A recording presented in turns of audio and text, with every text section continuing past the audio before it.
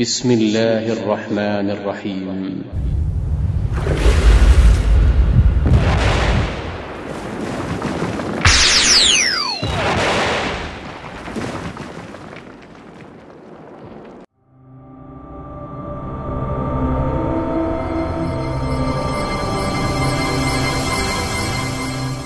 وحدثنا أبو بكر بن أبي شيبة وابن نمير قال حدثنا أبو خالد الأحمر عن عبيد الله عن نافع عن ابن عمر رضي الله عنهما أن النبي صلى الله عليه وسلم كان يصلي إلى راحلته. پیغمبر علیه السلام طرف شتری خود نماز میخواند. و قال ابن نمير إن النبي صلى الله عليه وسلم صلى إلى بعير. فرق است بین الفاظ اردو راوی. امام مسلم رحمه الله به اردویش اشاره میکنه. اون روایت ابن نمیر پیغمبر علیه السلام نماز خواند الی بعیر، در حالی که راحله عین نمو بعیر است، لیکن امید تغییر در لفظ هم امام مسلم رحمه الله اشاره میکنه. حدثنا ابو بكر بن ابي شيبه وزهير بن حرب جميعا عن وكيع قال زهير حدثنا وكيع قال حدثنا سفيان قال حدثنا عون بن ابي جحيفه عن ابيه رضي الله عنه. عون ابن ابي جحيفه از پدر خود ابي جحيفه نقل میکنه، یک صحابی است، مشهور صحابی است. ایرا چیست؟ به نام لقبش خیر بود، ابو جحیفة الخیر. قال اتیت النبی صلی الله علیه و سلم، ما آمدم پیش پیغمبر علیه الصلاة والسلام بمکه در مکه و هو بالابتح. ای در ابتح بود. ابتح امو میدان میگه که سنگا ریگزار داشته باشد. فی قبة، در یک خیمه ای که لهو برای پیغمبر علیه السلام زده شده بود، حمراء که رنگ سرخ داشت، من ادب از پوست. قال فخرج بلال بوضوئه. ایمی فرماید که بلال رضی الله عنه به آب وضوی پیغمبر علیه السلام برآمد. فمن نائل و نازح، بعضی حاصل کننده بود یعنی گرفتنی بود، و نازح بعضی پاش دادنی بود یا مسح میکرد دست خدا. قال ابو جحیفه رضی الله عنه میگه فخرج النبی صلی الله علیه و سلم، پیغمبر علیه السلام برآمد، علیه حلة حمراء، بالایش حله دو جوره کالا را، دو جوره را میگه، چیست؟ پیراهن و تنبان، اینی رقم، یا چادر و ازار. حمراء که مکمل سرخ نبوده بلکه رنگی سرخ داشته، که انی انظر الی بیاض ساقیه، تو گویی که من میبینم به سفیدی اردو چیست ساقی پایش. قال ابی جحیفه رضی الله عنه میگه فتوضا، وضو کرد پیغمبر علیه السلام، و اذن بلال رضی الله عنه اذان داد. قال فجعلت اتتبع فاه، فجعلت ما گردانیدم اتتبع که ما چی میکردم؟ جستجو، مراقبت میکردم، جستجو میکردم فاه، دهن بلال رضی الله عنه را، ها هنا ای طرف و ها هنا ای طرف. ای یقول یمینا، یک دفعه میگفت طرف راست و یک دفعه و شمالا طرف چپ. یقول حی علی الصلاة طرف راست، حی علی الفلاح طرف چپ. قال ثم رکزت، بعد از او غرس کرده شد یا چیست نصب کرده شد لهو برای پیغمبر، عنزتن یک تیر. فتقدم، پیغمبر پیر شد صلی الله علیه وسلم، فصلى ظهر، نماز پیشین خوان رکعتین، دو رکعت. یمر بین یدیه الحمار، پیش روی پیغمبر علیه السلام او طرفی امی تیر میشد مرکب، و الکلب و سگ لا یمنع، منع نمیکرد. ثم صلى العصر، باز نماز دیگر خوان رکعتین، دو رکعت. ثم لم یزل، بعد از او همیشه بود یصلی رکعتین، دو رکعت نماز میخوان، حتی رجع الى المدینه، تا که بازگشت به سوی مدینه منوره. در این حدیث که ابی جحیفه رضی الله عنه نقل میکنه، او در مکه پیش پیغمبر علیه السلام آمده. پیغمبر علیه السلام در یک موقع او طرف منا، در چی هست جایی که ریگزار بوده، سنگا بوده، در اونجا قیام کرده. اونجا چرا قیام کرده؟ مردم زیاد بوده، به خاطر وسعت و فراخیش در اونجا اقامت گزیده. چون مسافر است، خیمه برای پیغمبر زده شده، به خاطر که اونجا خو آفتاب خیلی سوزان و خیلی گرم می باشه. او خیمه میگه سرخ بوده، یا رنگی سرخ داده بود برش، خو مراد از این مکمل سرخ نیسته، بلکه خطای سرخ در بینش مثل چارخانه یا دوخانه واری خطای سرخ دیده میشه. در کالایشان هم که جوری یمنی بوده، مکمل سرخ نیست. چرا از مکمل سرخ پوشیدن پیغمبر علیه السلام منع کرده. من ادمین میگه یا است که می پوستی گوی سرخ بوده، از او خاطر خیمه چیسته سرخ بوده. قال ابو جحیفه رضی الله عنه میگه که فخرج بلال بوضوئه، پیغمبر علیه الصلاه و السلام آب وضوی پیغمبر را جمع کرده. وضو آب میگه که توسطش وضو میشه. البته بلال رضی الله عنه آب مستعملی پیغمبر علیه السلام بعد از وضو کردن جمع کرده.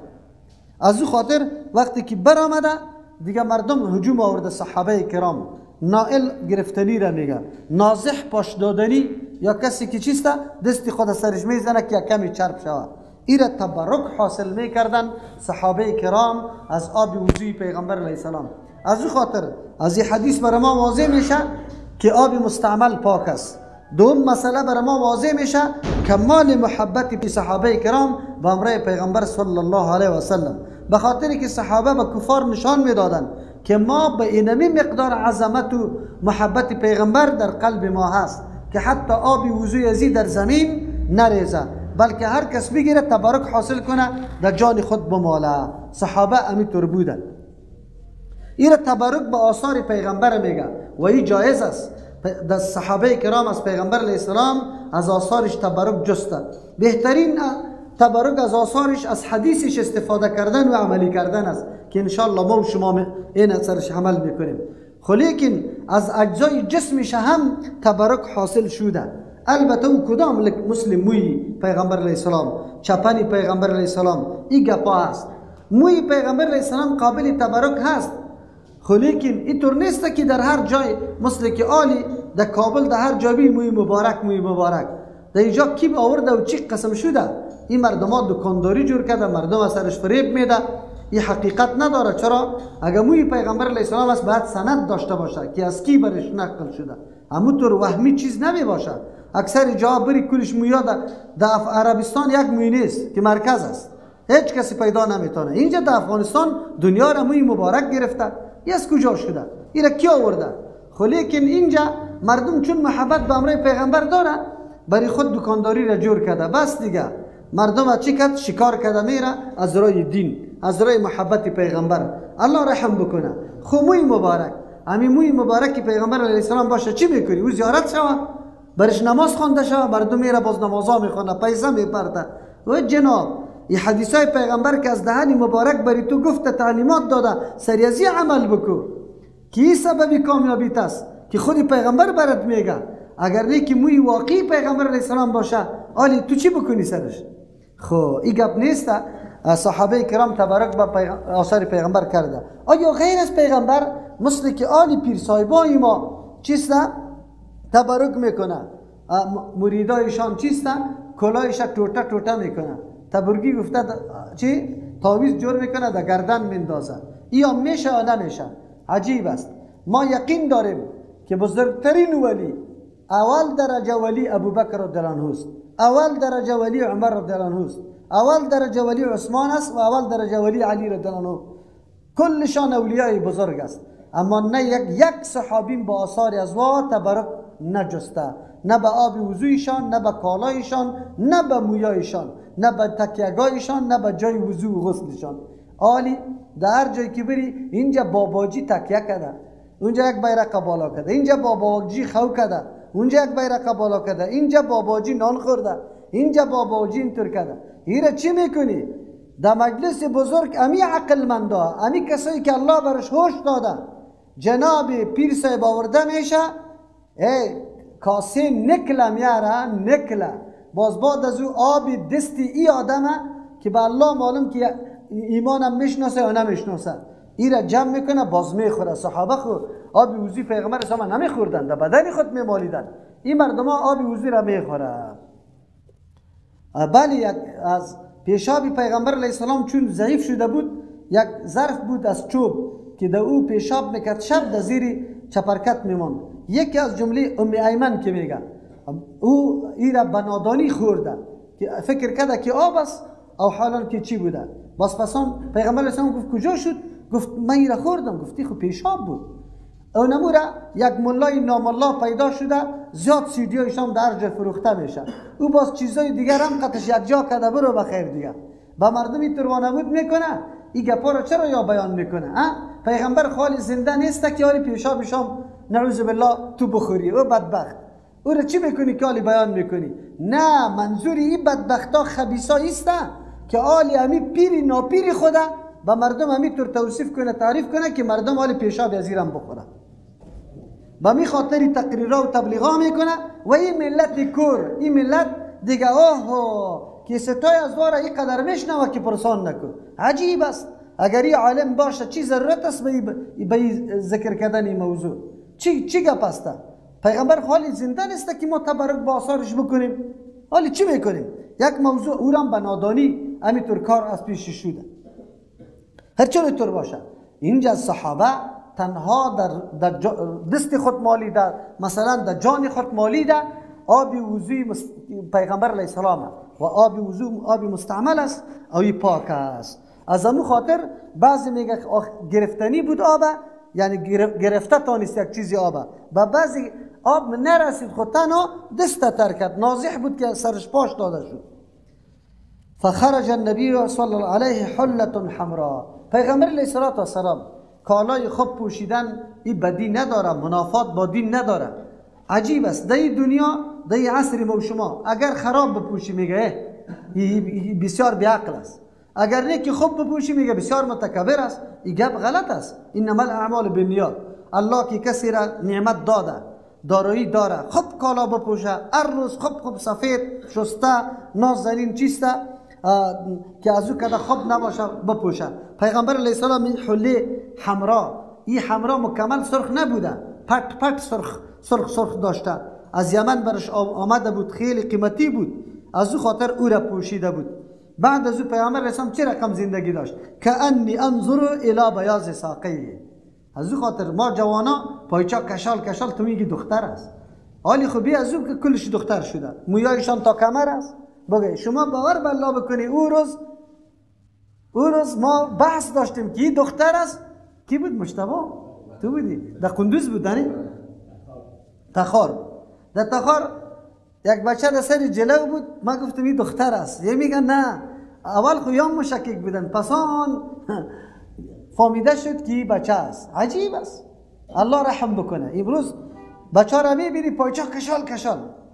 و برادر پیغمبر علیه السلام پایچه مرد از چیست مسبل ازار در حدیث چی گفته شده؟ 3 نفر که الله متعال نظر رحمت نمیکنه، تکلم شفقت و مهربانی قطش نمیزنه، از او جمله 3 نفر، 1 نفرش مسبل ازار است که پایچه خود پایین میمانه و این به خاطر تکبر میمانه و خود کلان میتراشه. پیغمبر علیه السلام اینجا بر آمده در حالت سفر آمده از خیمه، ابی جحیفه رضی الله عنه متوجه است، حلیه و حالات پیغمبر مراقبت میکنه، میگه که انی انظر الی بیاض ساقیه، تو بگویی که من میبینم به سفیدی چی؟ ساقی کی؟ پیغمبر علیه السلام، یعنی پایچش بلند بوده.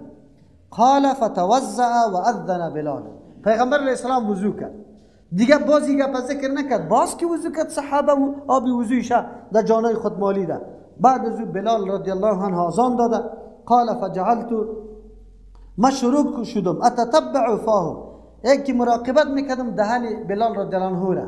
معنیش است که بلال وقت آذان میداد دیگه روی خود دور میداد، راست و چپ، حی علی الصلاه در راست و حی علی الفلاح در چپ.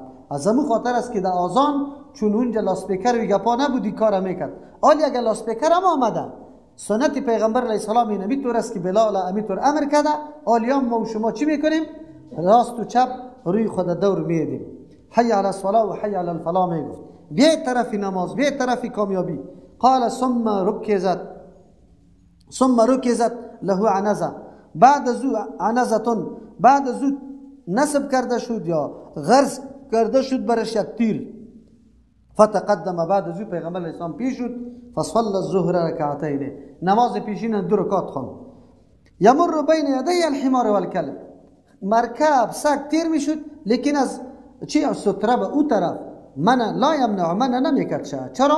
ضرر نمیرساند. وقتی ستره را گذاشتی حالی دیگه هیچ چیز ضرر نمیرسانه. نماز پیشین چرا 2 رکعت خواند؟ نماز پیشین خود 4 رکعت است. پیغمبر علیه السلام مسافر است، از او خاطر 2 رکعت خوانده. جمع بین صلاتین میکنه، میگه ثم صلی العصر، بعد از او نماز دیگر هم خواند رکعتین 2 رکعت. از امو خاطر دمی مرتبه پیغمبر علیه السلام از 4 شو اضافه در مکه باقی نمانده. از امو خاطر علمای محققین محدثین میگه که مدت اقامت در یک جای از 4 شب اضافه است. اگر کسی از 4 شب اضافه در یک منطقه باقی میمانه نماز خود پوره بخونه، حکم مسافر نداره. اگر از 4 شب کم میمانه یا 4 شب میمانه مسافرانه بخونه. اینجا پیغمبر علیه السلام از 4 شب کم باقی مانده نماز مسافرانه خوانده، جمع در بین دو نماز هم کرده و دو رکعت خوانده. بعد از این صحابی میگه ثم لم یزل، باز همیشه پیغمبر یصلی نماز میخوان رکعتین 2 رکعت حتی رجع چیسته الى المدینه، تا که در مدینه منوره پس باز نگشته. چرا؟ حالت مسافری است، نماز قصر خوانده. ما خیلی زیاد عابد هستیم، تقوای ما زیاد است یا رسول الله صلی الله علیه وسلم. حالی مردم ها میخیزه میگه ولی دلم قبول نمیکنه، من خود نماز خود پوره میخوانم. بدبخت، تو از رسول الله که متقی نیستی، تو اصلا شیطان ابلیس تو را خطا میکنه. بجای از اینکه تابعداری پیغمبر بکنی تابعداری نفست میکنی. نفست امی عبادتی ده الله سرت پس تاوان و عذاب جور میکنه. چرا که تابعداری پیغمبر رو نمیکنی؟ من خود سنت خود ترک نمیکنم. در موتر آمدیم جور تیار، چرا من سنت ترک کنم؟ و دوڑی خور در موتر آمدی رخصت است، الله برات معاف کرده. او دی حکمتای خیلی بزرگ است. کسی که جمع در بین دو نماز در سفر میکنه از حکمتایش بالکل درک میکنه که چقدر حکمتی بزرگ است. دیگه تو تابعداری پیغمبر بکو، تابعداری نفسی تنکو. از همون خاطر دین نام تابعداری است. اینطور نیست که تو عقل جنگی بکنی که چطور است این چطور است. مردم همین طور است. مسافر است نماز مسافران نمیخونه، مسافر است سنت میخونه، در جراب مست نمیکنه، استنجا را تنها به قلوخ نمیکنه، استنجا را تنها به آب نمیکنه. چرا؟ دلم نمیبرداره. دلم نمی، دلی از این قدر دل است، عجیب دل است که از دل پیغمبر کدام خیلی چی است خدا بالا میتراشه. الله رحم بکنه.